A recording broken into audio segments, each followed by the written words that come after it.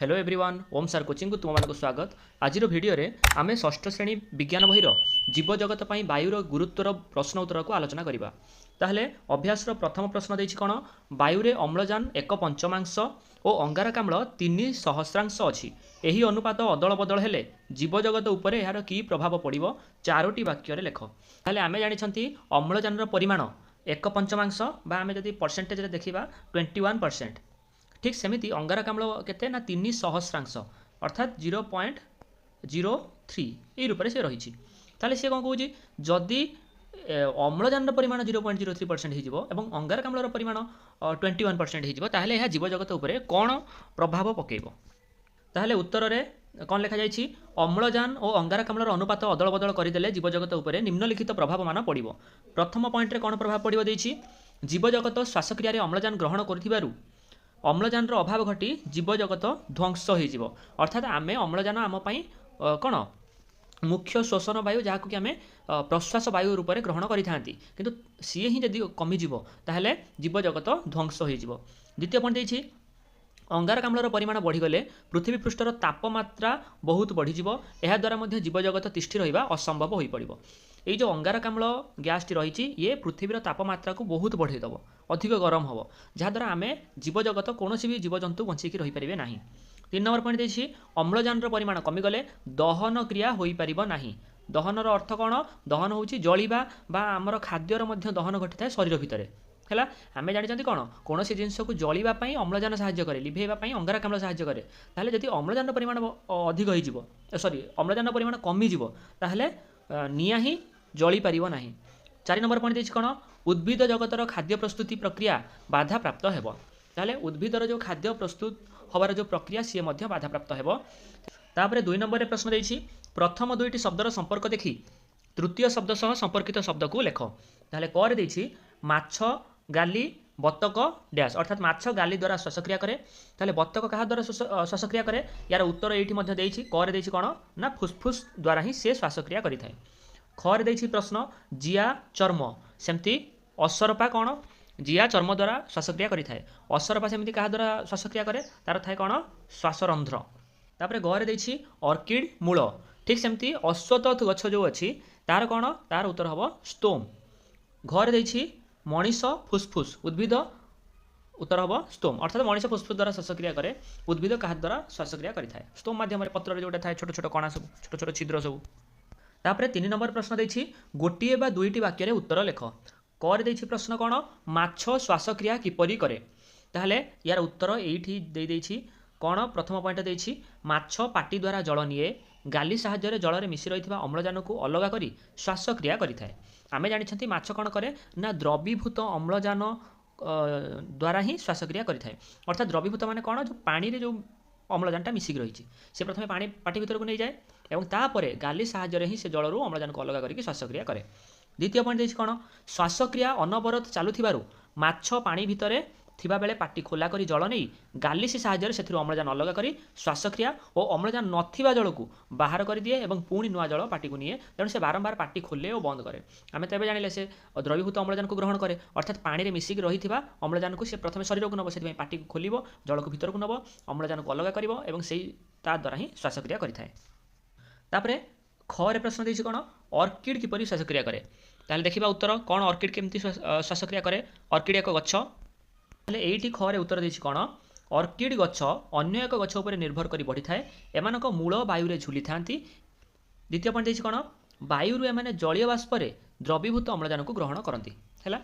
ये जो ऑर्किड गछ रहिला एमानकर मूल एमाने सब मुख्य कथा होछि एमाने अन्य गछ उपर निर्भर करी बढ़ी थांती। द्वितीय कथा एमानकर मूल सब वायु रे झुलिकी रही थांती एई जो मूल वायु रे झुलिकी रहिले वायु रे रहिले एमाने कौन जलीय बाष्प द्रवीभूत अम्लजान को ग्रहण करिवे ता द्वारा ही श्वासक्रिया करिवे। तापरे गरे प्रश्न देछि कौन बेंग शीत दिन रे किपरि श्वासक्रिया करिथाए ताले कौन उत्तर देखिबा गरे देछि कौन बेंग शीत दिन रे तार चर्म द्वारा श्वासक्रिया करिथाए। तमे माने सप्तम श्रेणी रे गले जानिबो कौन बेंग शीत दिन रे कौन करे खाई देकी माटी तले सोई पड़े अर्थात यार अर्थ कौन माटी तले हो बा गछ कोरडे हो एमिति सब जगह रही जाए एवं से जो समयटा को जाए कौन ना शीत सुप्ति शीत दिन रे जो सोई पड़े सी एवं से समय रे से निजर चर्म द्वारा ही श्वासक्रिया करिथाए।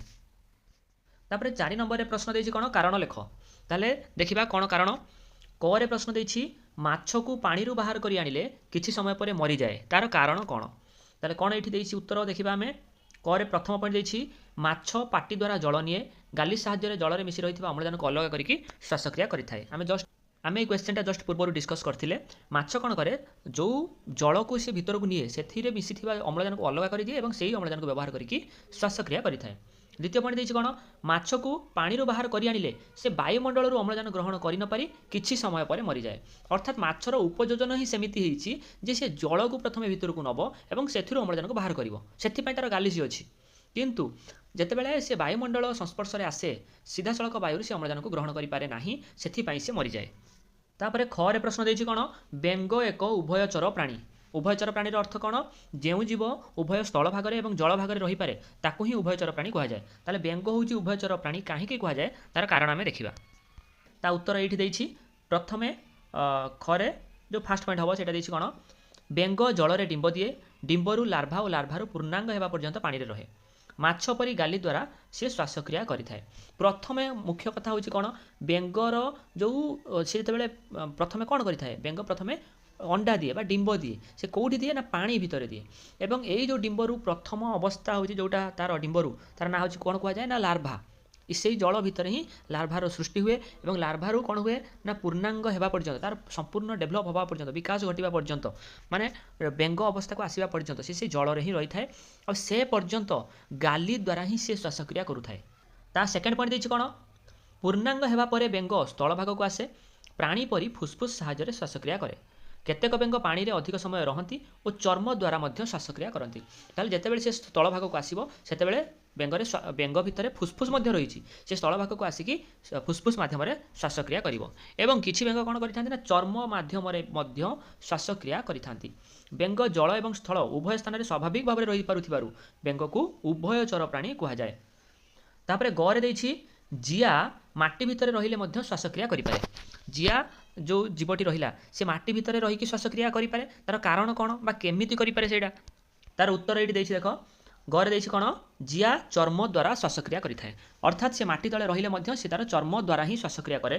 ଦ୍ୱିତୀୟ ପଏଣ୍ଟ ଦେଇଛି ଜିଆ ମାଟି ତଳେ ରହିଲେ ମଧ୍ୟ ତାର ଓଦାଳିଆ ଚର୍ମ ବିସରଣ ପ୍ରକ୍ରିୟା ଦ୍ୱାରା ବାୟୁରୁ ଅମ୍ଳଜାନ ସଂଗ୍ରହ କରିକି ଶ୍ୱାସକ୍ରିୟା କରେ।